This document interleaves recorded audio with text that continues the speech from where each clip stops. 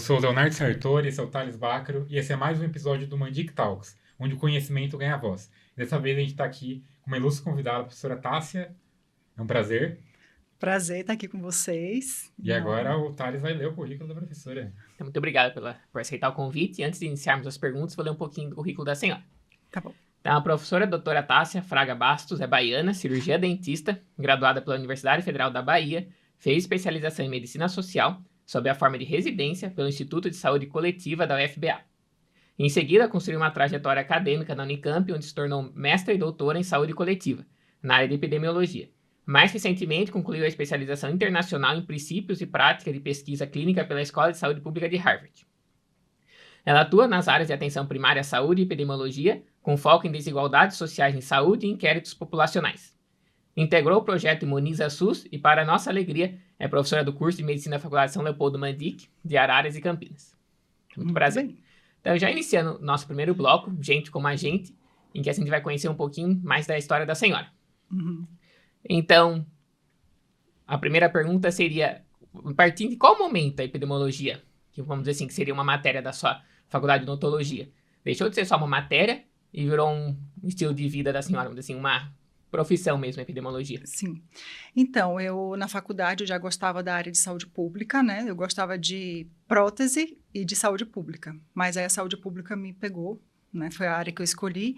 E eu, quando fui fazer a residência, eu me deparei com a epidemiologia de uma forma que eu não conhecia. Na odontologia era muito focada para a saúde bucal mesmo, o formato que eu aprendi. E na residência eu ampliei os horizontes e eu comecei a fazer trabalhos relacionados à epidemiologia e foi quando eu pensei, na verdade, eu tinha a intenção de trabalhar na vigilância epidemiológica porque eu achava o máximo, né, que a gente fez estágio na vigilância e eu achava aquilo o máximo, aquela rotina. Mas aí, depois da residência, eu emendei no mestrado. Aí fui mestrado com área de concentração em epidemiologia e o doutorado também. E aí passou a ser o meu estilo de vida. Perfeito. E a senhora saiu de Salvador, da UFBA, para a Unicamp. Como que foi isso? E quais são as dificuldades que alguém que pensa em fazer essa transição de região do país, ela provavelmente vai encontrar? Na faculdade, assim, eu não conhecia ninguém, então, para a gente fazer, quando pensa em fazer alguma pós-graduação, na estrito senso, entrei em contato com a professora, conheci um pouco da trajetória Da dela, vi Unicamp. se tinha, da Unicamp, isso. Previamente, eu tinha feito a minha residência no Instituto de Saúde Coletiva, que é um dos maiores institutos, né, de saúde coletiva do Brasil, e conhecido também fora. E aí, eu fiz o contato com a professora, e fui lá conversar com ela. E aí eu me encantei pela pesquisa dela, que era o Inquérito de Saúde de Campinas, e aí fiz todo o processo, né? Então, entrei primeiro como aluna ouvinte, e aí fiz o processo seletivo em 2009 e ingressei em 2010 no mestrado. E aí, para entrar, é dedicação mesmo, né? Um projeto, um pré-projeto que a gente apresenta, e aí tem alguns requisitos que a gente precisa cumprir para fazer isso. E aí eu saí de Salvador para cá, e aí as pessoas perguntam, por que você veio para cá, né, para Campinas? Mas foi por isso, né, para ampliar minha trajetória acadêmica mesmo, e assim, aqui eu fiquei, fiz o doutorado depois e entrei na Mandic, em 2015, como professora. É muito mais difícil conseguir, sem conhecer ninguém, indo de outra universidade no sendo da casa, como você fala? Sim, eu acho que é muito mais difícil, mas, assim, o lugar de onde a gente vem, né, eu acho que isso foi uma coisa que contou também a minha formação e por ter passado pelo Instituto de Saúde Coletiva, que tem pessoas de renomes, né, tem o Naumar de Almeida Filho, tem o Jarnilson Paim, que é o professor lá também, que é muito conhecido na área de saúde pública, então, e a formação lá é muito boa, e aí acho que isso me abriu portas. E aí eu tinha feito também projetos anteriormente durante a faculdade, e aí a construção do currículo, que a gente tanto fala para vocês, né, que é importante quando vocês estiverem mais à frente, a gente nem imagina às vezes onde pode estar, o que a gente vai querer quando estiver já se formando, e aí é bom que a gente construa currículo para conseguir entrar em qualquer espaço, né, e a gente fala muito isso para vocês na graduação. Perfeito. E no currículo da senhora, a gente viu que a senhora fez uma especialização em pesquisa clínica num curso de Harvard. A senhora poderia explicar um pouquinho melhor o que é esse curso e como foi essa experiência? Então, esse curso, ele acontece desde 2008 E aí a professora Thais Hortência, ela é professora também da Mandi, que está na minha equipe da pesquisa, inovação e gestão, ela trouxe para cá esse curso em 2024. E aí ela, quando falou do curso, né, eu falei, mas não sei se eu faço, porque eu já tenho formação em epidemiologia e tal, mas é um curso, assim, que ele amplia demais o nosso conhecimento. Eu sou epidemiologista, mas o curso ele tem um aprofundamento na pesquisa clínica, que é algo que eu vi muito pouco durante o meu mestrado e doutorado. Então, ampliou, assim, de forma que, tanto que eu falo para vocês também, né, eu brinco que eu não estou ganhando nada para isso, não ganho nenhum percentual em cima, mas é muito importante que os alunos que têm oportunidade de fazer, façam o curso, porque amplia para a pesquisa clínica, é uma oportunidade de aprender a fazer e interpretar revisões sistemáticas, meta-análises, e além disso tem um network muito bom, que os alunos conseguem fazer, né, conseguem conhecer pesquisadores ali renomados, e as oportunidades são muito extensas nesse curso e após o curso também. Perfeito. Só uma coisa, para o público leigo, que a senhora ficou falando pesquisa clínica, o que seria isso? A pesquisa clínica. Então, a gente tem diversos tipos de pesquisa, e a pesquisa clínica é a que ela vai ser direcionada para a gente testar a eficácia de medicamentos, eficácia de procedimentos diagnósticos, de tratamentos. Então, esse tipo de pesquisa é o que mais determina, não o que mais determina, mas o que é mais importante quando a gente pensa em intervenções na área da saúde. E é esse tipo de pesquisa, né, e é o que a gente fala que está no topo da pirâmide de evidências, que para a população leiga seria a pesquisa mais refinada que a gente tem, mais robusta, Perfeito. Que a gente tem aí dentre as pesquisas. Certo. E agora, quem já conheceu quem que é a professora Tássia, qual é a trajetória dela, a gente vai para o segundo bloco, o debate central, que o tema vai ser epidemiologia e letramento científico. Agora, o simples, o que é epidemiologia? Então, epidemiologia, as pessoas, no geral, não imaginam o que seja a amplitude que é, né, a epidemiologia. Elas pensam mais, quando fala epidemio, pensa em epidemias, estudos de epidemias, e, na verdade, eu costumo dizer que a epidemiologia ela é a base para a saúde. A epidemiologia está em tudo. Então, eu costumo dizer também que é como se fosse, pensa no saneamento básico. A gente não acorda pensando assim, pensando no esgotamento, né, na água que abastece as casas, a gente não acorda pensando nisso, mas ela está lá nas tubulações, lá embaixo da terra, né, está lá. E a gente não pensa nisso. A epidemiologia, ela é a base de todas as áreas da saúde. Então, para eu conseguir tomar uma boa decisão clínica, para eu conseguir conseguir conhecer como a doença está distribuída na população, o processo de saúde e doença, o que é que determina aquela doença, quais são os grupos mais atingidos por aquela doença, como tratar, a epidemiologia que dá essa base. E aí ela vai ser, como eu falo, assim, que as pessoas não costumam ver, né? Às vezes a gente só dá valor ao que é visível, ao que a gente vê no final do processo ali da atuação clínica, mas a epidemiologia sustenta tudo isso, né? Então, para mim, ela é essencial e é isso, é meio invisível, mas é essencial na vida de todos nós. Perfeito. Então, objetivamente, o que um epidemiologista faz? Epidemiologista, ele vai estudar a distribuição das doenças na população, descobrir quais são os fatores que levam àquela doença, quais são os grupos que estão mais sujeitos àquela doença. A gente estuda a distribuição dos que a gente chama de determinantes sociais da saúde, que aí a gente vai ver a escolaridade da pessoa, como é que influencia, a questão da moradia, as condições socioeconômicas no geral, a idade, o sexo, quais são os fatores que podem interferir na saúde daquela população. E a partir disso, a gente vai implementar, propor medidas para lidar com aquela condição de saúde. E o sanitarista? Todo epidemiologista é sanitarista ou não necessariamente?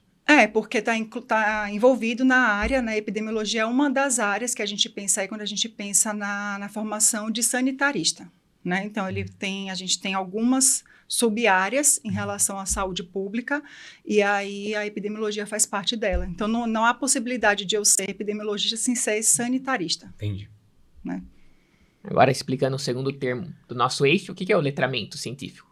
Letramento científico. Eu achei essa pergunta, eu acho excelente. Eu acho que é uma coisa que a gente precisa investir na formação médica e nas formações das áreas da saúde, que é você conseguir ler um texto científico, compreender aquele texto científico e saber também, antes de ler, né, saber peneirar essas informações científicas, fazer uma boa leitura científica e colocar aquilo na prática. E esse letramento científico é algo que tem faltado nas formações médicas. É uma crítica que é feita em relação a isso. E eu sinto muito orgulho da Faculdade São Leopoldo Mandic por a gente conseguir proporcionar isso para vocês. É uma coisa que a gente consegue fazer de forma completa? Não necessariamente, mas a gente consegue dar um pontapé inicial para que vocês tenham aí o que a gente fala, desenvolvimento do senso crítico, né, da reflexão, do raciocínio clínico. Então, é essencial na formação do profissional médico. Ótimo. E agora que a senhora até tinha falado a questão do artigo científico, como ler um artigo científico? Qual é a maneira certa de ler? E como ler também é uma boa pergunta, né? É algo que a gente, como eu falei, a gente dá o pontapé inicial, mas a gente precisa primeiro conhecer de metodologia de pesquisa, né? E aí, para a gente ver, a gente conhece de metodologia de pesquisa, os tipos de pesquisa, e aí a gente, para ler um artigo científico, primeiro a gente tem que saber o que está buscando, né? A partir do momento que eu sei qual a pergunta que eu quero responder, eu vou conseguir saber qual o artigo, né, que é mais necessário para aquilo, para responder aquela pergunta. E aí, a leitura, para ler um artigo científico, eu preciso me debruçar, eu preciso ter inclinação para aquilo. E aí, eu conhecendo toda a metodologia de pesquisa e eu tendo realmente interesse, aí a gente consegue fazer essa leitura, mas eu preciso ter esse conhecimento da metodologia científica, né, da pergunta que eu quero responder e de metodologia de pesquisa para eu entender quais são os principais aspectos naquele artigo que eu preciso extrair. E aí precisa de como é que eu posso dizer, não experiência, é dedicação mesmo, né? Uma coisa que não dá para eu fazer assim uma vez ou outra, eu preciso me dedicar para eu conseguir ficar cada vez melhor naquela leitura científica. Mas para saber se esse artigo é de qualidade, basta só olhar o valor do P ou tem outras coisas que eu tenho que olhar além disso? Então, na verdade, a qualidade da revista não é o valor de P que a gente vai olhar, né? Tem outros aspectos que a gente olha. A gente tem índices que vão indicar para a gente se aquele artigo é de qualidade ou não. A gente tem revistas científicas que são renomadas e outras que não são, né? E aí, a gente tem as bases de dados que são indexadas, como o PubMed, por exemplo. Aqui a gente tem o Cielo e tem muitas outras bases de dados aí que a gente sabe que tem artigos indexados, né? E aí só por isso, a gente, quando vai procurar artigos de qualidade, a gente tem que buscar essas bases. Isso é uma coisa. Aí tem diversos tipos de pesquisa. Na pesquisa epidemiológica, a gente tem ali, quando faz um estudo a gente tem os estudos que são descritivos e estudos analíticos. Aí está um pouco uma linguagem mais que não é tão acessível assim para a população leiga, mas eu vou tentar trazer de uma forma mais tranquila. Mas o estudo analítico é quando a gente quer comparar as populações. A gente quer ver, por exemplo, como é que o medicamento funciona num grupo em relação a outro. E aí a gente vai ter lá o valor de P, que é a partir de um teste estatístico que a gente faz para ver o quanto que aquele medicamento funciona, se ele tem efeito e o quanto de efeito que ele tem. E aí o valor de P, ele vai me dizer se tem associação ou não, se tem efeito aquele medicamento. Ele vai me dizer, mas isso não me diz a qualidade de um artigo. Só que significa que por ter encontrado significância estatística, que é o valor de P, ter encontrado efeito, significa que na clínica eu devo usar? Não necessariamente. Meus monitores aí têm que responder. Não necessariamente, porque aí a gente tem a significância clínica. Então, o quanto que aquele valor de P que tem significância estatística, de fato, tem significância clínica. Ele é só um resultado a favor ou contra a hipótese nula que a gente fala, mas aí é uma coisa mais específica, assim, né, da estatística. Pode aprofundar à vontade, como a senhora quiser. Não, é isso. Aí o valor de P não vai dizer a qualidade, mas vai me dizer se há um efeito ou não daquela intervenção que eu estou testando, mas né? Não é porque o valor de P, ele diz que a hipótese alternativa é correta, que o modo que isso foi feito é correto. Isso. Aí eu preciso entender outras coisas. E aí faz parte da leitura científica, que você perguntou antes, né? Então, eu preciso entender de metodologia no sentido de saber se aquele artigo é de qualidade.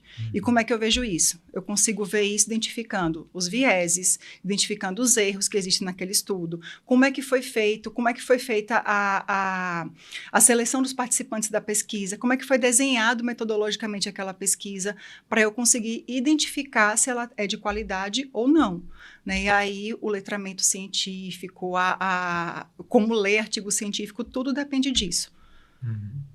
Ótimo. Perfeito. E para o estudante de medicina, até para o médico, futuro médico, por que é tão importante ter conhecimento de epidemiologia e ler bem um artigo científico? Aí eu vou devolver a pergunta para vocês, que são futuros médicos. O que é que vocês acham? Posso devolver a pergunta? Claro. Por que vocês acham que é importante?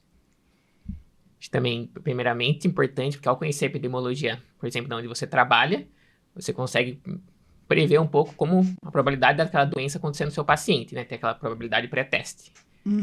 E fora também saber como destinar recursos melhores para determinadas circunstâncias ali da sua região. Saber ler o artigo científico. Entra na epidemiologia. Você saber ter o letramento científico para conseguir ler o artigo e saber se...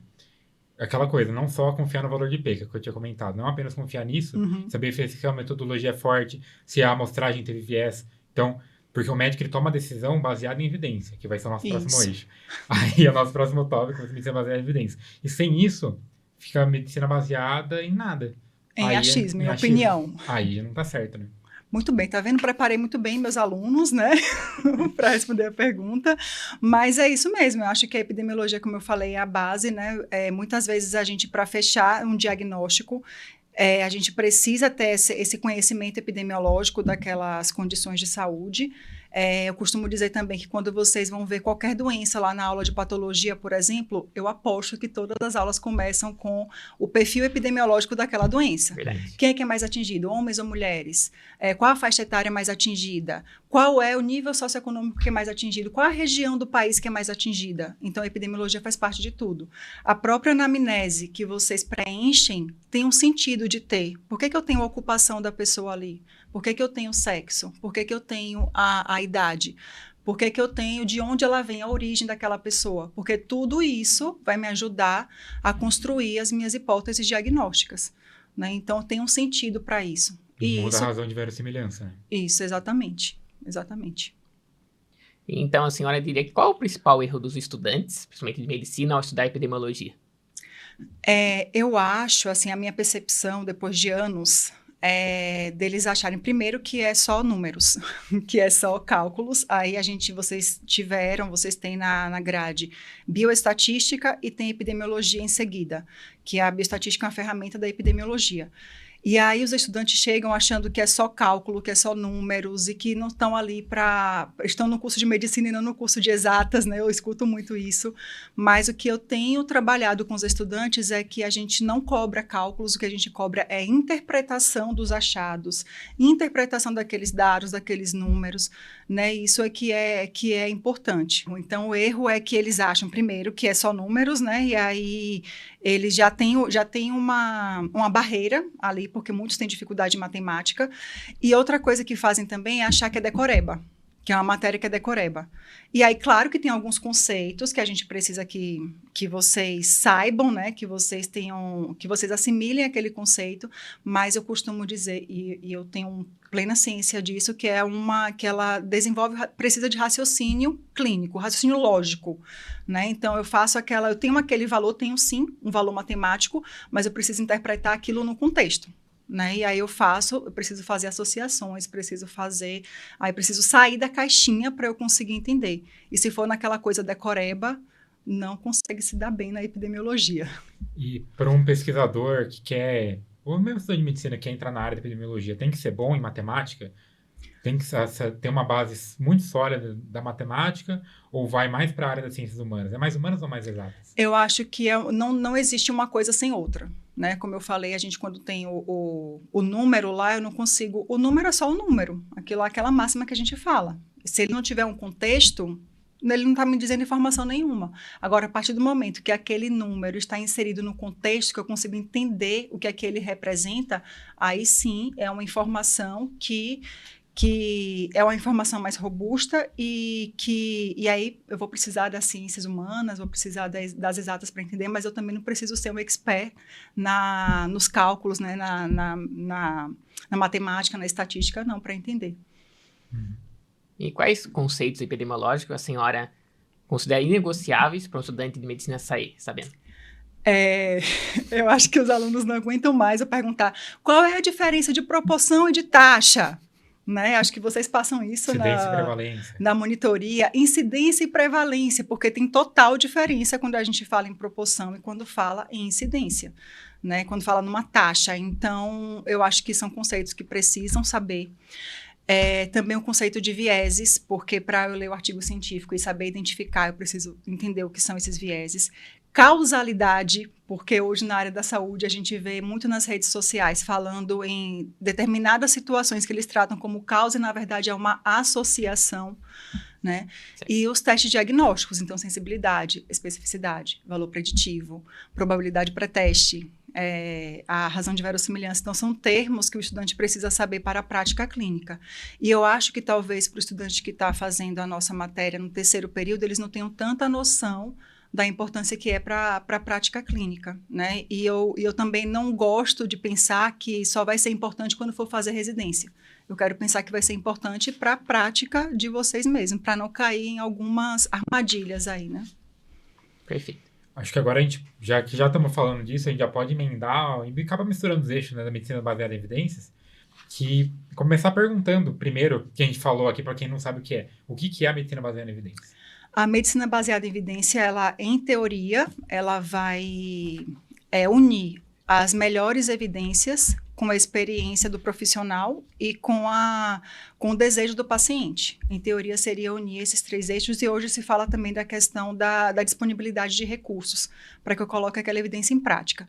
De forma simples, eu atuar, tomar decisões baseadas nas melhores evidências científicas.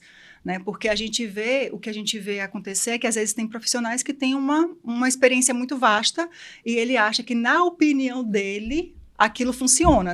Na minha prática, funciona muito bem. Mas o que as evidências mostram? Né? E o que é importante é isso, que trabalhe, que atue, que tome decisões baseadas nas melhores evidências. Tem evidência para tudo? Não necessariamente. Né? Mas aí a gente precisa ter aí uma consciência de que eu não posso prover para o meu paciente algo que não tem evidência e que pode trazer um dano para ele. Então, por isso que é importante esse conhecimento, né, da medicina baseada em evidências. Certo. Agora, falando em ciência, o que seria um cientista? E a senhora diria que todo médico é um cientista ou não? Não necessariamente. Deveria? Não, acho que não. Porque, assim, eu acho que é mais importante para a formação médica entender ciência do que necessariamente fazer ciência. As duas coisas são importantes, mas a gente tem uma formação de um número elevado e nem todo mundo tem afinidade pela ciência. Então, não precisa ser um cientista, mas ele precisa entender de ciência. Isso não pode abrir mão. Então, para ser um bom profissional, tem que entender de ciência. E aí, o cientista é aquele que produz conhecimento por meio de métodos sistematizados, né? Então, isso faz o cientista. Não é só aquele que está no laboratório com jaleco branco e fazendo experimentos, não, né? É o que produz pesquisa, o que produz conhecimento. E aí, nisso da medicina mesmo, como um médico de medicina deve ler uma diretriz com esse olhar de medicina baseada em evidências, com um olhar crítico? Ele deve seguir sempre o que está na diretriz, e quando não estiver na diretriz, o que o médico faz? A gente sabe, mas a gente quer que o público saiba. Vocês sabem, né? Então, as diretrizes, elas são feitas por especialistas da área, né? E se por acaso, ela que vai guiar o profissional naquela atuação, naquela especialidade, mas nem sempre as evidências estão lá, estão atualizadas, né? Elas estão cada vez mais buscando se atualizar. Por exemplo, agora qual é a medida para a hipertensão? O limiar para a hipertensão, segundo a Sociedade Brasileira? 14/90. 14/90. Mas tem uma mudança recente. Da pré-hipertensão. Da pré-hipertensão. A partir acima de 12/90, 90, já se torna pré-hipertenso, que não era antes. Isso. E aí, eles colocaram, com base nas diretrizes europeias, né? Eles fizeram uma mudança agora recentemente. Mas será que serve para todos os meus pacientes? Né? Então, quando a gente fala de evidência, não é também uma coisa que eu vou seguir cegamente aquela evidência. Eu preciso entender meu paciente, o contexto do meu paciente. E aí, se não estão nas diretrizes, onde é que eu procuro? Onde, meninos? Estratégia Pico, nas melhores bases, tipo PubMed, por exemplo, Isso. Web of Science.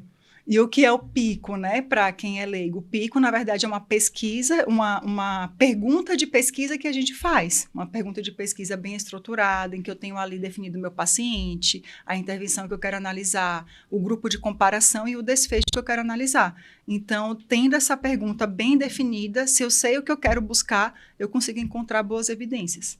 Ela vai me direcionar para encontrar as melhores evidências para aquilo. Perfeito.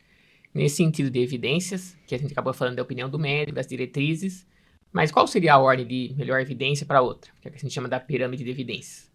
A gente tem a pirâmide de evidências e hoje tem uma crítica em relação a essa pirâmide porque ela passa uma ideia de hierarquia, de que um estudo é mais importante do que outros. E, na verdade, eu volto para a questão da pergunta. Depende da pergunta de pesquisa que você quer responder. E nem sempre as revisões sistemáticas, elas eram feitas a partir de ensaios clínicos. Ensaios clínicos são estudos de intervenção, que a gente vai testar, tem várias fases, e uma das fases, das fases finais é testar em pessoas, né? E nem sempre é possível testar em pessoas. Eu brinco com os alunos em sala de aula, é possível fazer um estudo com cigarro eletrônico para ver se tem efeitos deletérios para o pulmão? É possível fazer isso em humanos? Não. Só fazer? Com uma coorte, mas a muito longo prazo. Eu sabendo uma coorte, mas é possível fazer isso com um estudo experimental? Não tem como. E o estudo experimental, ele está mais no topo da pirâmide. Sim. Mas eu não posso expor, sabendo já que tem riscos, expor meus alunos a esse aqui eu brinco com ele, esse aqui vai tomar, eu não sei nem como é que fala, mas não sei quantos puffs de cigarro eletrônico. E esse aqui nada.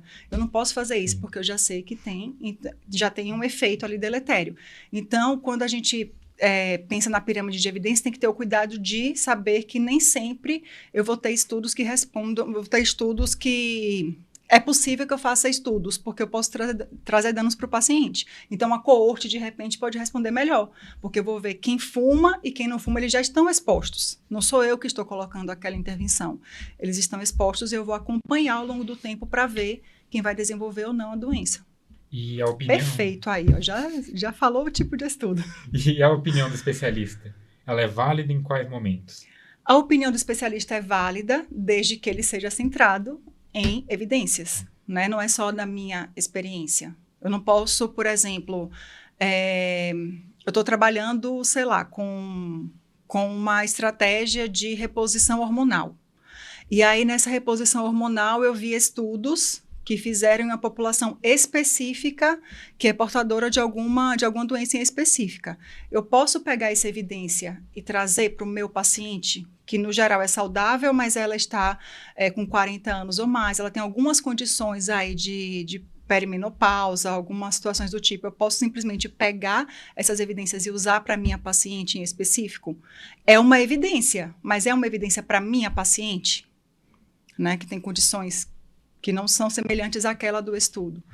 E aí, então, quando a gente fala da opinião do especialista, é essa que ele fala assim, não, mas na minha experiência deu certo. Eu peguei estudo sobre isso e usei aqui e está dando certo. Então, é esse cuidado que a gente tem que ter com a opinião de especialista.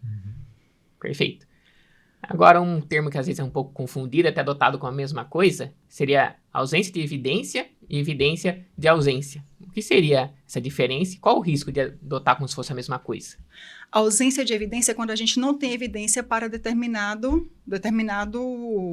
condição. A gente não tem evidência, né? Então, ausência de evidência significa que a gente não tem estudos que conseguiram verificar se existe um efeito ou não, por exemplo. Agora, isso é ausência de evidência. Agora, evidência de ausência é quando a gente já tem estudos que mostram que não tem o efeito. Então, tem ausência de efeito em relação a determinada coisa. Exemplo, tem evidência de que a soroterapia funciona? Soroterapia é algo que está em alta aí, né? E a soroterapia, ela serve para tudo. Serve para melhorar o humor da pessoa, serve para melhorar, rejuvenescedor, né? Serve para melhorar a cognição, para melhorar o desempenho físico, para várias coisas. E aí, qual é a evidência disso? Não tem evidência. Quando tem algo que pensa ser muito milagroso para a população, a gente tem que ter cuidado. Porque para um estudo conseguir comprovar tudo isso, né, de uma forma extraordinária, a gente precisa de evidências extraordinárias. E a gente tem limitações aí nos estudos, né? A gente tem que fazer estudos bem delimitados. Nem sempre a gente consegue estudar diversos desfechos no mesmo estudo. Então, é complicado. Ainda falando da MBE, muitos estudos, ensaios clínicos que são usados na diretriz principalmente, são feitos fora do Brasil, em populações que não são as mesmas da realidade nacional, principalmente do SUS. Então, como a gente, como futuros médicos brasileiros, baseados em evidência, lidamos com isso? Devemos lidar com isso? Aí é a questão da particularização mesmo para o meu paciente, né? Tem estudos, por exemplo, tem estudos feitos nos Estados Unidos que são com coorte, por exemplo, de enfermeiras, né, pessoas da área da saúde, então tem toda a especificidade, tem um nível socioeconômico maior e tal. Mas aí, isso faz com que inviabilize de eu utilizar aquilo na minha população, aí eu preciso pensar. Né? Não significa que eu não possa usar para a população no geral, mas eu também não posso excluir a possibilidade de que pode ter benefícios. Então, eu preciso particularizar, entender meu paciente, ver se ele tem similaridades, se ele tem condições de receber aquele tratamento, aquela intervenção. Perfeito. Então, como a senhora já falou da soroterapia, que não tem evidência, também, por exemplo, o uso da vitamina C, que algumas pessoas usam para gripe, também não tem muita evidência. Se trocaria, como falam, de recuperação de 7 dias para 1 semana. E daí, então, para o cidadão comum, como que ele se defender desse charlatanismo, dessas picaretagens que se vê muito hoje em dia? A gente precisa ter cuidado com essas questões de promessas milagrosas. Né? A gente primeiro orientar a população com relação a isso, com essas promessas milagrosas, como eu falei. Eu prometo com isso aqui, com esse soro aqui, laranjinha, rosa, azul, eu prometo que a senhora vai ter um desempenho nisso, em vários aspectos da vida.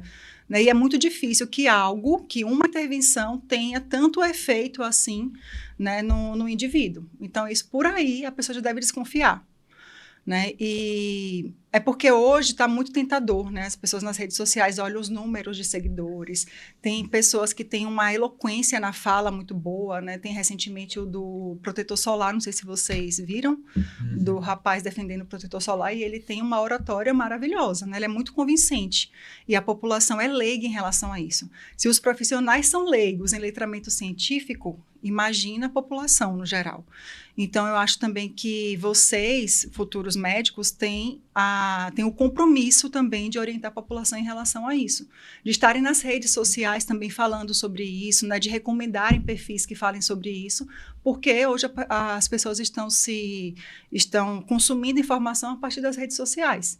Então, também um caminho aberto para o charlatanismo, mas também para boas práticas aí da medicina. No caso, o homem indo contra o protetor solar, né? Indo contra o protetor solar. Contra o protetor solar, dizendo que tinha uma substância, e na verdade são poucos protetores solares que têm essa substância, né? E não há evidência robusta de que cause realmente câncer, então foi isso. Tem algumas pessoas que são hipocondríacas, né? Que a pessoa ela sempre quer ver se ela tem alguma coisa, fazendo um rastreio desnecessário. A gente sabe que tem os rastreios muito importantes, por exemplo, câncer de mama, mas, por exemplo, todo rastreio é bom? O Novembro Azul, por exemplo, ele é realmente positivo para a saúde ou não? Então, nem todo rastreio é bom. O rastreio é bom quando ele previne desfechos que são danosos, desfecho de morte ou doenças que são cânceres que são mais agressivos. Então, aí nesse caso, ele é favorável. No caso do PSA, ele não é tão recomendado como rastreamento, porque mostrou que houve uma redução da mortalidade por câncer de próstata, mas muito, como eu posso dizer, uma redução muito pouca, assim. E as pessoas, às vezes, têm o diagnóstico de uma hiperplasia prostática, alguma coisa por meio de um PSA, e aí pode ter tratamentos desnecessários. E aí, o que pode causar quando a gente faz uma biópsia de próstata? Ele pode ter disfunção erétil, ele pode ter ali uma questão de saúde mental, né? Porque imagina a pessoa conviver com aquilo que ele tem um câncer de próstata. Então, é algo que, nesse caso, né, como rastreamento, ele não é o melhor exame para rastreamento. Já no câncer de mama, a gente sabe que a mamografia ela é recomendada, realmente ela tem uma boa sensibilidade, né? E aí a gente recomenda. E para aquelas pessoas que ficam irritados com os médicos que não querem pedir todos os exames possíveis, as ressonâncias de corpo inteiro. O que a senhora tem a dizer dessas pessoas? Porque muitas vão dizer, mas é melhor prevenir do que remediar. Mas é sempre assim? Não, porque aí o que a gente está fazendo? Quando a gente está passando vários exames para o paciente, a gente está deixando de fazer um tipo de prevenção, que é a prevenção quaternária que a gente fala. E aí, quando a gente passa muitos exames, a gente pode ter aí o sobrediagnóstico. Esse sobrediagnóstico vai levar a tratamentos desnecessários. E aí, para convencer a população, é realmente educação. Educação, orientação, é o papel que vocês... O principal desafio que eu acho que a gente tem na prática clínica é educação em saúde. Você realmente não é convencer, você orientar para que eles tomem as melhores decisões. E aí é uma coisa que, independente da área que vocês tiverem, vocês terão que fazer educação em saúde, para os pacientes estarem bem orientados e fazerem as melhores escolhas. Perfeito. Pegando esse gancho de prevenção, educação e saúde, a senhora poderia explicar um pouquinho quais são os níveis de prevenção? Olha isso! Quais são os níveis de prevenção? A gente tem um nível de... Primeiro, uma coisa antes disso, que é muito importante que vocês conheçam, é a história natural da doença, Toda doença vai ter uma história natural, que seria evolução natural se não tiver nenhuma intervenção para barrar aquela doença. E aí, a gente tem o período pré-patogênico e tem o período patogênico.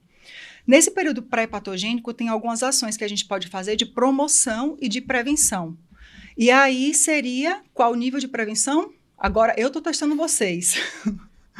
Quando a gente está no período pré-patogênico, seria prevenção primária, Os dois níveis de prevenção primária. Aí seria a prevenção primária. Então, a gente está tratando ali, a pessoa não tem ainda sintomas, mas ela pode ter ali fatores que podem levar à doença. E aí, prevenção primária. Na prevenção secundária, no caso da dengue, por exemplo, o que seria a prevenção primária? Seria... mosquiteiro. Controle dos reservatórios, não deixar água parada, uso de mosquiteiro, repelente, Então, é a prevenção primária.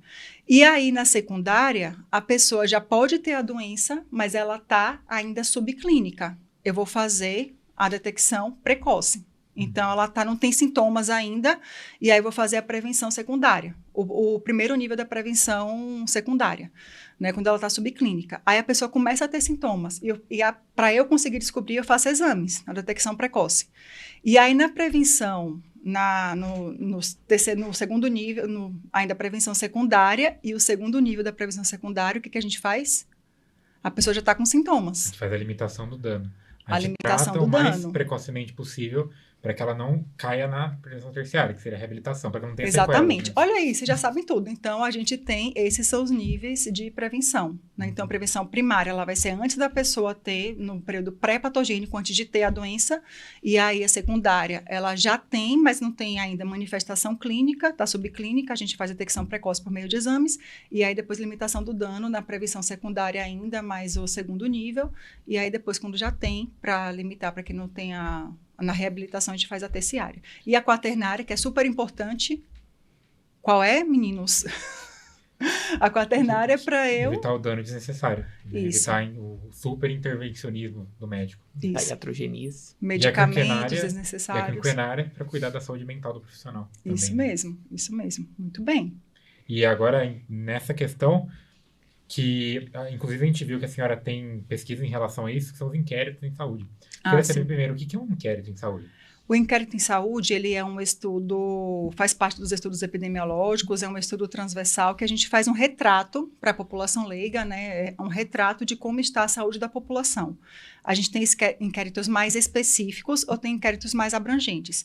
Então, por exemplo, nacionalmente a gente tem a Pesquisa Nacional de Saúde, que ele vai me dizer, essa pesquisa, ela vai me dizer qual é a prevalência, quanto da população tem hipertensão, quanto tem diabetes. Então, essa pesquisa ela vai dar um retrato sobre isso. Como é que está a saúde mental da população? Como é que está a prática de atividade física? A alimentação, sobrepeso, obesidade. Então, esse tipo de pesquisa, o inquérito de saúde, ele vai me dar um retrato sobre isso. E aí ver também os fatores que podem se associar ou não a essas condições. E nos inquéritos a gente consegue, imagino, fazer estudos ecológicos, né? Ou a gente consegue fazer estudos ecológicos apenas com os dados que a gente vê, por exemplo, no sistema de informação em saúde? São coisas diferentes? O transversal, o inquérito no caso, a gente faz entrevistas individuais. Então, a gente tem informação do indivíduo. A gente tem tanto as doenças que o indivíduo pode ter, quanto os fatores de risco, né? E aí, quando a gente quer fazer uma associação, a gente tem essa informação do indivíduo. Já os estudos ecológicos, não. A gente tem a informação do grupo populacional. A gente tem o grupo que adoeceu, o grupo que está exposto a uma condição, não necessariamente aquela pessoa que está exposta é a pessoa que não tem informação do mesmo indivíduo.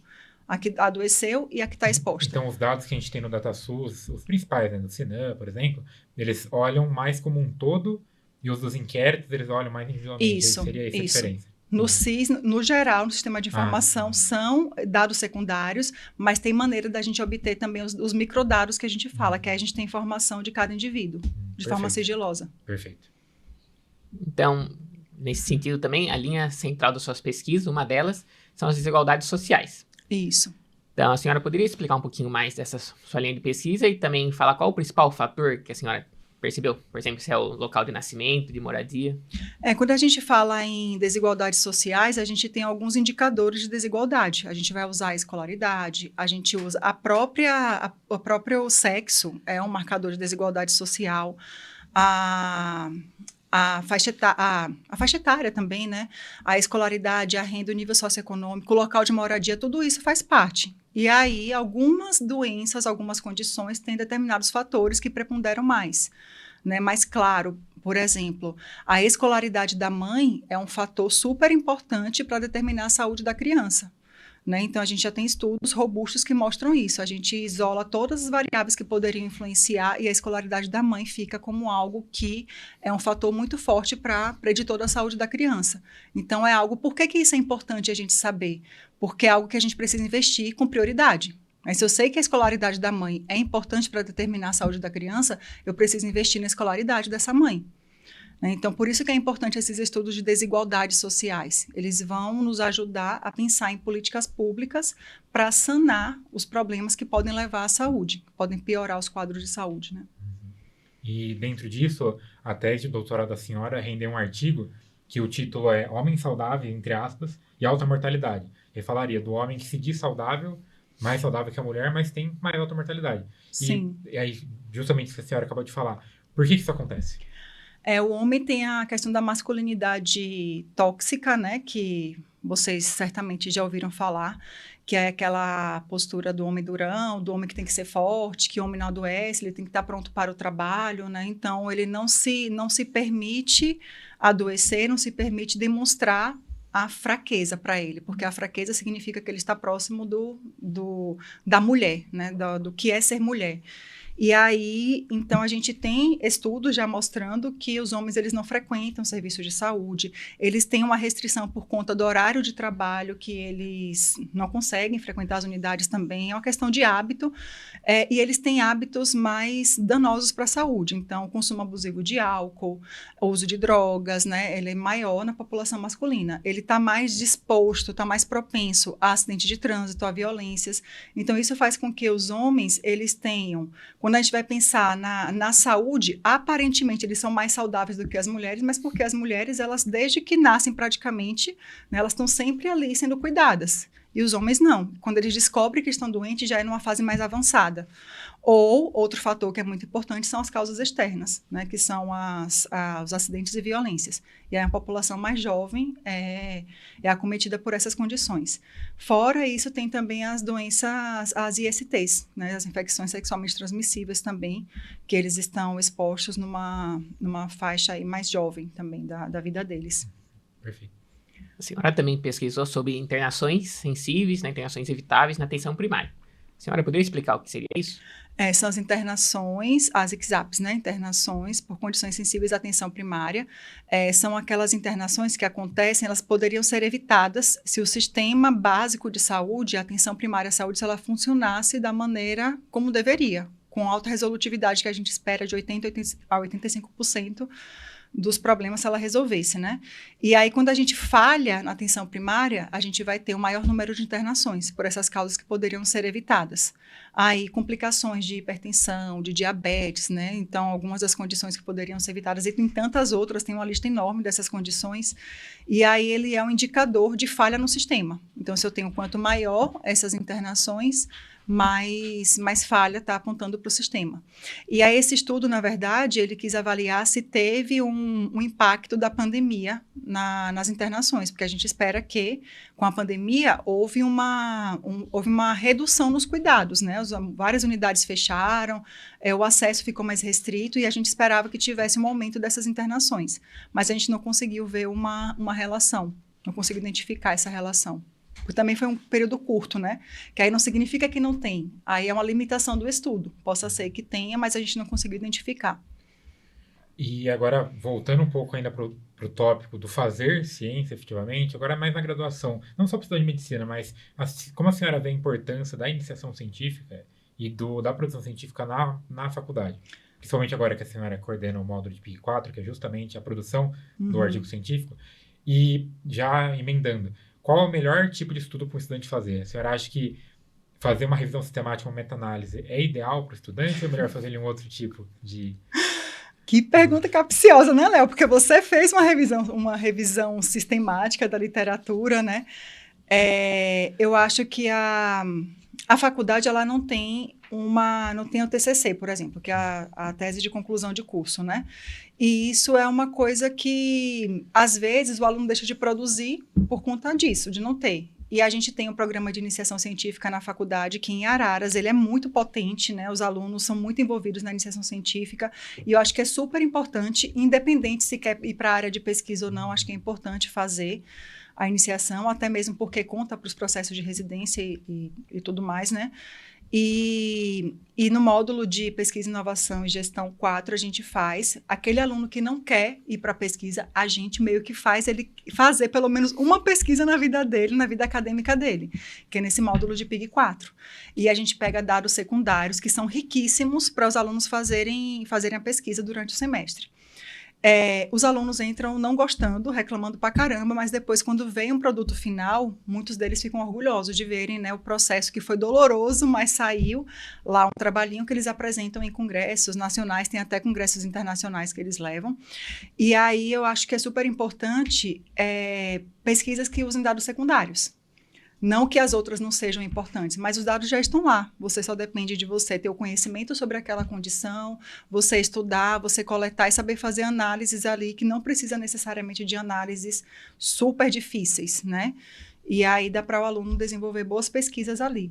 É que o aluno também, quando entra para fazer iniciação, outra coisa que está acontecendo, vocês estão vindo achando que só a revisão sistemática e a meta-análise importa.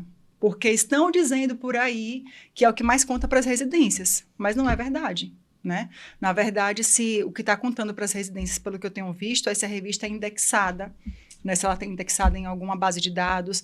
Algumas estão cobrando o que era um antigo Qualis, né? Mas agora vai ser outro indicador.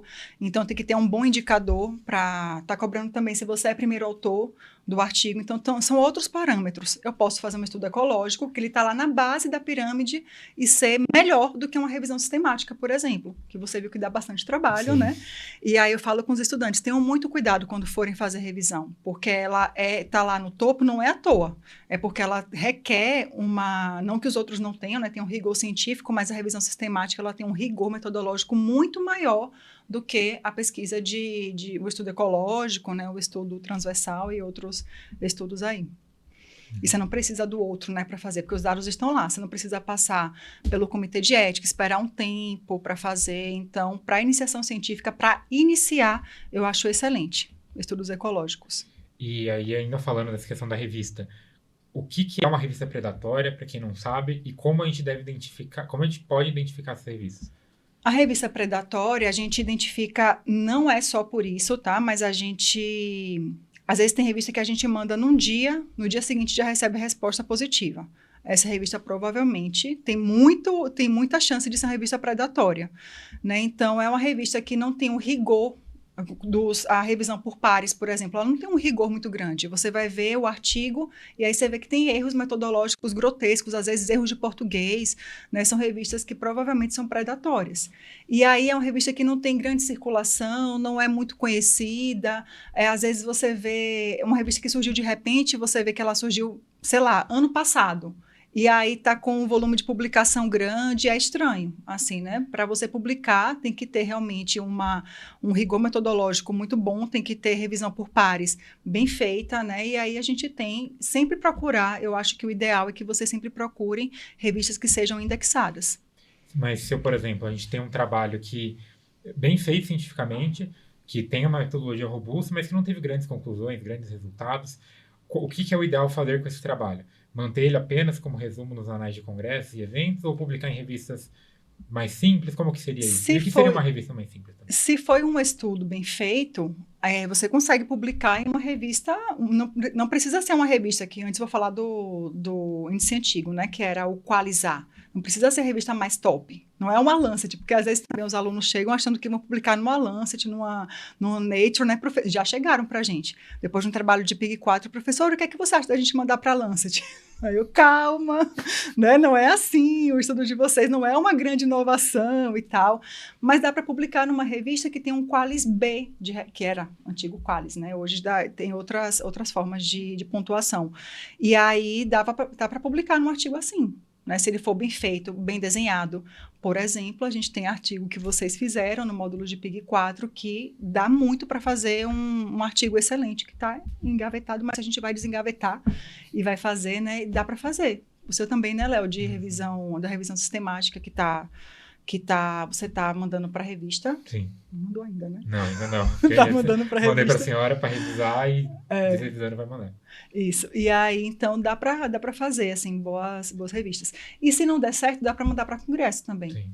Né? Mas uma coisa que a gente vê, tem muitas revistas que estão até naquela lista de revistas predatórias, tem sites que falam isso, mas que tem o Qualis alto. Que tem Qualis B, B1, né, que é um Qualis alto. Mas por que isso acontece? É que o Qualis, ele é uma coisa que ele é nacional, né? E aí tem alguns fatores, e aí tem uma crítica, que posso falar talvez seja um pouco polêmico, mas tem questões também políticas para que tenha aquele Qualis. Tem uma revista, por exemplo, que inclusive eu tenho um artigo lá, que é essa das internações, que ela tinha Qualis e de repente ela caiu. E não tem mais Qualis essa revista, não está mais nos índices, né? Eu tô falando Qualis aqui, mas o Qualis está já obsoleto. E aí, então tem que ter cuidado. Ela tinha o Qualis e tal, e agora não tem. E o que a gente faz? Eu tô até nessa dúvida, tiro do currículo, não tiro, mas foi um artigo bem feito, né? E aí é você ponderar, procurar realmente as que têm uma boa reputação, você tem que ter indexação. Mas aí no currículo, a senhora até falou de tirar do currículo. Em qual momento que a gente deve tirar algo do currículo? Por exemplo, a gente na faculdade, a gente participa de vários eventos internos da faculdade, publica resumo nos anais do CEMICA, por exemplo, ou em Campinas. Não, o CEMICA é um congresso que é da faculdade, que apesar né, de ser que um congresso promovido... sério, ser um congresso sério, um seminário no caso, né? Sério, é uma coisa local. A senhora acha que é válido ter isso no currículo ou não? Sim, é válido. O aluno tem que ter... Quanto mais produção de qualidade o aluno tiver, melhor. Né? E aí, só que tem pontuações diferentes. Então, claro. Um seminário como o CEMICA, ele vai pontuar menos do que um congresso que seja nacional, internacional. Então, ele vai ter uma pontuação melhor. Né? Desculpa, uma pontuação menor do que os outros congressos. Aí vai do aluno escolher os eventos científicos, ter um trabalho de peso, um trabalho bem feito para isso. Vamos deixar o Otário falar, que eu estou perguntando bastante. Que a professora Daniela falou para a gente que o mais difícil é escrever a discussão, né? Que é onde a maioria dos alunos se enrola. E isso é também positivo, porque a maioria dos congressos às vezes não pede discussão. Então acaba aqui, né? Mas como escrever uma boa discussão? A discussão, aí você tem que fazer, tem que tentar levantar as maiores evidências que tiver. O maior número de artigos que você consiga respaldar o que você encontrou. respaldar ou contradizer, né? Porque ali é uma discussão. Então, a gente vai ver o que a gente encontrou similaridade com o que é que o nosso estudo corrobora com outros e o que não corrobora, o que encontrou de diferente. Então, é a discussão. E aí, o que a gente coloca para os alunos, em geral, é que sejam levantados artigos mais recentes, artigos que tenham uma metodologia semelhante, né? Para você fazer essa discussão. E aí, precisa ler, que é outro problema, né? A gente faz agora na PIG 4, e quando a gente vai ler a discussão, o trabalho por completo está parecendo Frankenstein, né? Cada um fez uma parte, depois não teve alguém que lê o trabalho e ficou um negócio que não está cientificamente digno de uma publicação, por exemplo, né? E aí, para eu fazer uma discussão, eu falo para eles, a gente fala qual é a estrutura da discussão, mas se eu não leio, eu não sei como é que faz, né? Eu preciso ler os artigos para entender como é que é feito de fato, como é que é o jeito de escrever, né? E aí, isso que vai fazer com que a gente escreva melhor. Perfeito. Nesse sentido de pesquisa, e agora com a atualidade com a inteligência artificial, como a senhora avalia o uso das IAs na pesquisa?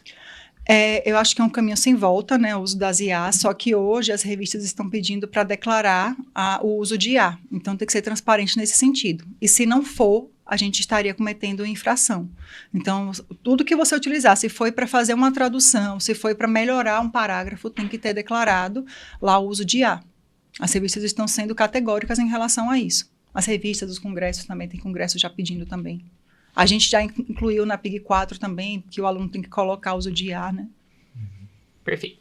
Agora indo para o nosso próximo eixo, que é vacinas, a senhora integrou o Imuniza SUS. A senhora poderia explicar o que é isso e como foi essa experiência? O Imuniza SUS, ele foi excelente, foi logo depois da pandemia. Foi um projeto grandioso, assim, porque tinha duas vertentes. A gente era capacitado em relação ao ensino mesmo, né, ensino à distância, e a gente tinha também a outra vertente de capacitar as pessoas que trabalhavam com vacina. E aí, eu era tutora de profissionais que trabalhavam na ponta, que trabalhavam com a vacina. Mas eu tinha também os professores, os tutores, que me ensinavam a parte de metodologia, de ensino. Era uma estrutura muito bacana de ensino-aprendizagem. E aí, esse Imuniza SUS, ele durou alguns meses, né? E a gente estava em todo o Brasil, depois a gente teve uma produção científica também, de um livro com todas as experiências que tiveram no Brasil inteiro, mas foi para capacitar tanto em termos de educação, a educação à distância, quanto de imunização mesmo, atualização com relação à imunização. Isso ainda sobre as vacinas, o Brasil, ele sempre foi, né, ainda é uma referência mundial na vacinação, mas tem muitas doenças que estão retornando, e a cobertura vacinal está caindo bastante. Sim. A senhora atribui isso ao quê?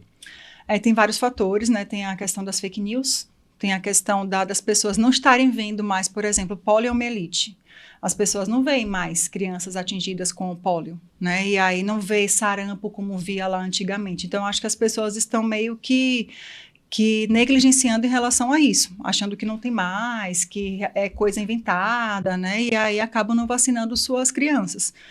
E aí tem uma repercussão, como a gente vê, e agora, provavelmente, a gente vai ter também um impacto por conta da vacina da dengue, né? Que acho que é uma coisa que vai impactar bastante aí. Que, inclusive, né, é o nosso próximo bloco, bisturi de evidências, vou pedir para projetar aí a notícia, a senhora já se antecipou aqui.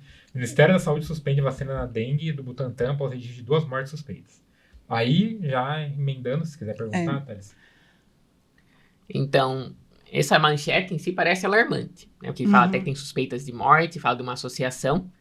Eu justamente queria que a senhora comentasse um pouco essa notícia e já aproveitar para explicar a diferença, como a gente falou no começo, de diferença de associação para causalidade. Isso.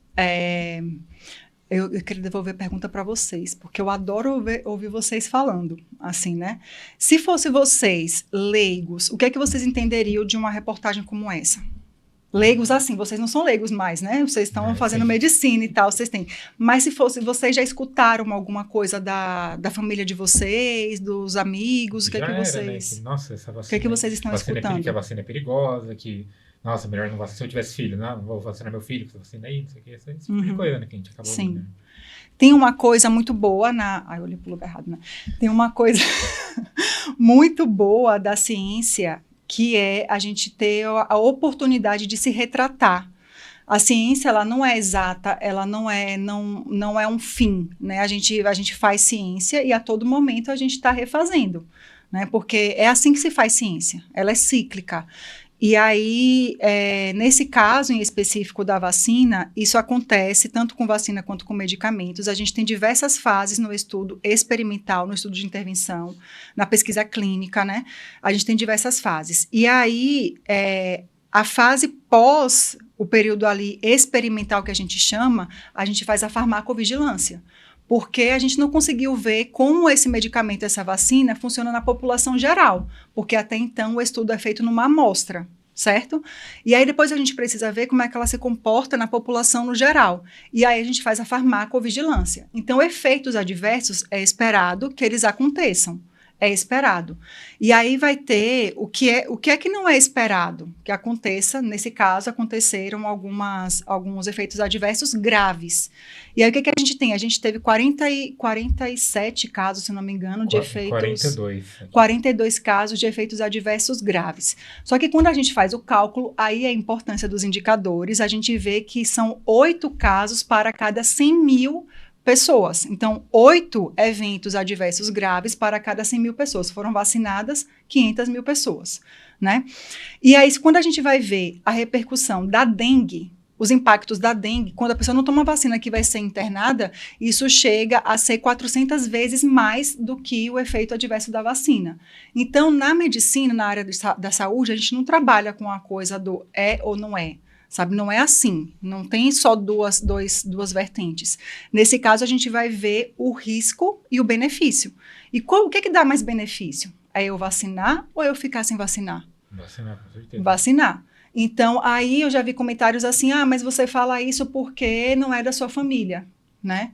Mas, assim, é uma questão que, é o que eu falei, a gente está orientando as pessoas e quando um medicamento, uma vacina, ela é colocada para a população, todos os efeitos adversos são colocados. E a farmacovigilância, o Ministério da Saúde, ele agiu, o setor de vigilância agiu da forma super correta. E é isso mesmo, de forma transparente. A partir do momento que eles identificaram que tiveram esses casos e as 2 mortes, eles suspenderam. Vamos investigar o que está acontecendo. Agora, aí você falou da associação e causalidade. Significa necessariamente que esses casos foram devido à vacina? Aí que a população precisa ser esclarecida. Não necessariamente. Pode ter sido por outros fatores. E aí, mas a gente não sabe agora. Então, o que é que o Ministério está fazendo? Ele suspendeu e agora a gente vai investigar esses casos usando as melhores técnicas para identificar se foi por conta da vacina ou não. E se foi por conta da vacina, ela vai ser retirada. Mas quem tomou, não teve nenhum efeito colateral, não teve nada, pode continuar tranquilo, que os efeitos, eles aparecem horas ou dias depois, né? Os efeitos adversos aí. Mas é esperado, mais uma vez, que todo medicamento, toda vacina, ela possa ter ali efeitos adversos. Qualquer um. Se você for ler a bula, vai ter lá os efeitos adversos colocados. E a farmacovigilância, quando ela funciona bem, é isso que acontece. Identificou o problema, vamos suspender para ver o que está acontecendo. Perfeito. Então, a senhora falou de farmacovigilância. E teria outras vigilâncias? Também explicaria um pouquinho de cada uma? A gente tem a vigilância epidemiológica, a vigilância sanitária, a vigilância ambiental. Então, a vigilância de saúde do trabalhador, né? Então, a gente tem essas diversas vigilâncias e é meio que, como é que eu posso dizer? Autoexplicativo, né? Cada vigilância dessas vai cuidar de uma área em específico. E aí, isso tudo faz parte, a gente tem esse setor, né? O setor maior aí de vigilância, que é algo no Brasil que é fantástico, assim, em relação a outros países. O Brasil tem essa característica, né? Que funciona muito bem, essas vigilâncias. Perfeito.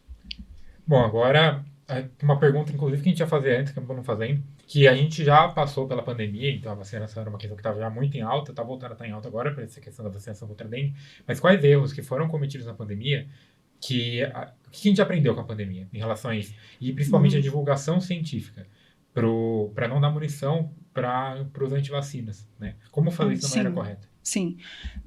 Aí, o caso da pandemia, por exemplo, a gente tinha ausência de evidência. A gente teve medicamentos que foram usados sem evidência científica, né? E aí foram usados, inclusive, foi usado medicamentos que não tinham comprovação para o COVID e foram utilizados. Então, a gente trabalhou com base na ausência da evidência e aí, por estar numa emergência sanitária, as pessoas acharam muita gente concordou achando que estava tudo bem. E aí, depois, vieram estudos mostrando que não tinha evidência. A evidência da ausência. A gente passou de ausência de evidência para evidência de ausência. A ausência de efeito, no caso dos medicamentos. E a gente não pode correr esse risco de novo, né? A gente tem que trabalhar com o que a gente tem. No caso, a gente tinha até então a máscara, que era para ser usada, e o distanciamento social, e depois foi a vacina que veio. A vacina, as pessoas acham que ela veio assim, que não teve estudos, que a gente foi feito de cobaia. Na verdade, usam esse termo até hoje, né, que a gente foi feito de cobaia. Mas já tinha uma tecnologia já desenvolvida para esse tipo de vacina. E aí acelerou os últimos passos ali da pesquisa experimental da vacina, mas já tinha tecnologia toda pronta. E aí eles desenvolveram específico para o Covid-19. Né? Então, não era para ter esse estranhamento da população em relação a isso. Mas também foi tanta coisa que aconteceu que talvez a população não tenha sido esclarecida, né, a tempo e a contento também. Certo. Então, como a senhora falou, a população não foi cobaia. A vacina passou por uma série de fases, né, do ensaio clínico. E a senhora, então, poderia explicar o que são essas fases? Esses meninos querem saber de tudo, minha gente. Então, a gente tem a fase pré-clínica, que é aquela fase quando está ainda in vitro, quando está o teste em animais, né? E aí depois ela passa pelas outras fases. A primeira fase, ela vai testar a segurança do medicamento, né? A segurança, não tem ali a intenção de testar a eficácia do medicamento, é a segurança do medicamento. Qual é a dose que é suficiente para não causar dano para o paciente? É a primeira fase. E aí eu tenho uma amostra pequena em relação a isso. A segunda fase, ela vai testar ainda a segurança do medicamento e a eficácia já começa a ser testada nessa fase, tá? E aí a gente vai ter uma amostra um pouquinho maior. Agora, para eu dizer se o medicamento funciona ou não, aí é a fase 3. Eu vou ter uma amostra maior e eu vou ter ali também, eu vou ver vou ver os efeitos adversos que tem, né, do medicamento e a gente vai ver se ele realmente deve ser comercializado ou não. E aí tem a última fase, que é a fase 4, que é o que mesmo? A farmacovigilância. Farmacovigilância. Eu estou aqui só testando para ver se meus monitores estão bem, meninos. E agora, para fechar, agora nem nesse bloco, a senhora falou da monitoria. Qual que é a importância do ensino pelos outros alunos? A senhora que sempre engaja bastante a monitoria, que quando as pessoas pensam em monitoria, pensam em monitoria da senhora, né? Então, como que a senhora vê a importância disso? Eu vejo no aspecto tanto de vocês que para melhorar o conhecimento de vocês em relação à matéria, para a vida de vocês, para a vida profissional, para a vida acadêmica profissional, para também a residência, assim como as horas complementares e também para a prova de residência e para o currículo da residência, né, para vocês comprovarem ali que vocês se dedicaram à monitoria. E eu vejo para os alunos também, que vão procurar vocês, também uma forma deles terem o conhecimento, a troca de conhecimento, de uma linguagem, às vezes, mais acessível para eles. Eles falam assim, nossa, professora, eu não entendi nada do que a senhora falou, mas lá na monitoria eu entendi. Aí a gente fica um pouco assim, né, ofendido, mas claro que quando a gente tem o primeiro contato, a gente não está entendendo nada daquilo, é algo novo, né? Mas eles já foram sensibilizados um pouco para aquele conteúdo. E aí, quando vão com vocês maravilhosos, colocam lá games, né, para eles, colocam joguinhos, umas dinâmicas interessantes, e aí a aprendizagem fica excelente, né? Os melhores monitores, ó. Muito obrigado. Bom, acho que agora a gente pode ir já para o próximo bloco, penúltimo bloco, diagnóstico cultural. Que a gente vai fazer perguntas mais, como diria o Thales, se quiser falar. Mais pinga-fogo. Perguntas mais rápidas. Ai, meu Deus. Né? Pode começar, Thales, se quiser. Então, se a senhora pudesse mudar uma coisa na formação médica atual, o que seria? Na formação médica atual... Nossa, até fiquei nervosa aqui, viu? Eu acho que... Eu não sei se... O que para mim fica, assim, falando da nossa faculdade, Eu acho que tem uma formação excelente, mas eu sinto falta do engajamento do aluno. Assim, eu sinto falta do engajamento. E eu acho que uma coisa que melhoraria muito é se a gente conseguisse deixar um pouquinho o celular de lado, né? O uso de tecnologias, assim, que seriam boas, quando bem usadas, mas que colocasse o aluno para refletir, para pensar. A gente tem feito, por exemplo, processuais em que os alunos têm acesso a material impresso, eles não têm acesso a IA. E aí fica muito mais rico. A gente vê que eles têm a dificuldade, mas eles em grupo estão ali tentando discutir as questões em conjunto, em grupo, e funciona muito melhor. Eles podem não atingir a nota que eles gostariam, o 10, mas a aquisição do conhecimento é muito maior. Então, talvez eu acho que eu mudaria, neste momento, o acesso às tecnologias, durante as aulas, durante as atividades, né, para o aluno exercitar mais o raciocínio. E a senhora já falou a questão do porquê que o estudante tem essa dificuldade com a epidemiologia por conta dessa barreira de, às vezes, olhar a matemática, se acertar, mas como que a gente quebra essa barreira? Aí vocês vão me dizer, porque até hoje eu não... até hoje eu não consegui encontrar a fórmula para isso, né? Eu não sei se tem uma questão também de ser muito no início do curso, né? Que talvez o estudante não tenha o amadurecimento necessário para isso. Eu acho que tem a ver com isso, porque os professores dizem que lá na frente, eles falam, nossa, quer dizer, e a gente escuta, né, os professores falam lá e a gente escuta, nossa, professor, agora eu estou vendo a importância de PIG, né, eu estou fazendo o preparatório para residência, ou vocês estão vendo lá em RCI, que é Reunião Clínica Integrada, outra matéria, o professor traz algum elemento das PIGs, e aí vocês veem que faz sentido, né, então eu acho que é um momento muito precoce que eles veem. Aí eu mudaria talvez o momento do curso que tem. Perfeito. Não sei se resolveria, mas... E agora, uma pergunta que a gente faz para todos os convidados, uma indicação de livro, filme, série, alguma mídia que a senhora gostaria de recomendar para o nosso público. Tem um filme que é antigo, que eu gosto muito, que é Cobaias, que acho que vale a pena todo mundo assistir, fala sobre ética em pesquisa, né? Eu acho que é super interessante.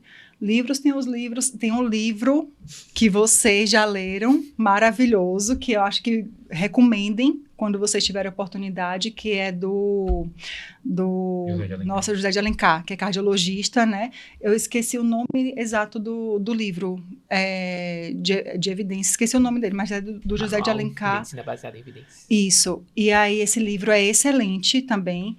E eu fiquei muito orgulhosa quando meus alunos vieram lá, entraram na faculdade e já tinham lido o livro. Então, isso me encheu de orgulho, assim, porque faz diferença. Faz diferença ter essa leitura, né? Uhum. Perfeito. A senhora tem mais alguma coisa que a senhora queria comentar? Alguma mensagem final para encerrar o nosso episódio? Estudem epidemiologia, né? Estudem. A bioestatística é só uma ferramenta, só eu falo assim, mas é como uma parte da epidemiologia, mas a epidemiologia é a base da formação de vocês.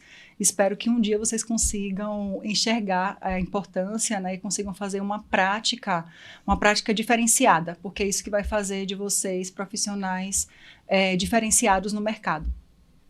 Então é isso. A gente agradece a professora Tássia pela participação.